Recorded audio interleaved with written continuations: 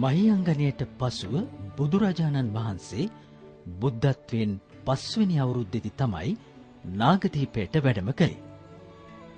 නාගදීපය කියලා අද කියන්නේ කුඩා දූපතකටයි.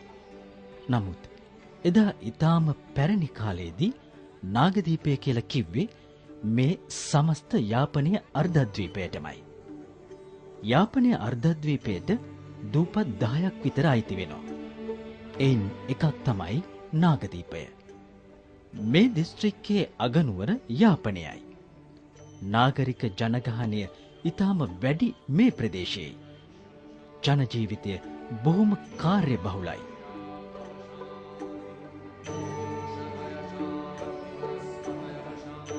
මේ ජනතාවගේ ප්‍රධානම රැකියාව බැඳිලා තියෙන්නේ ගොවිතැන සමගයි.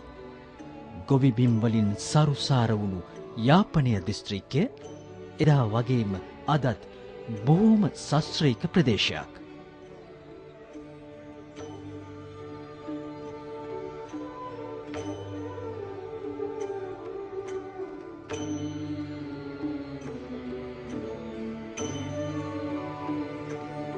පැරණි කාලේ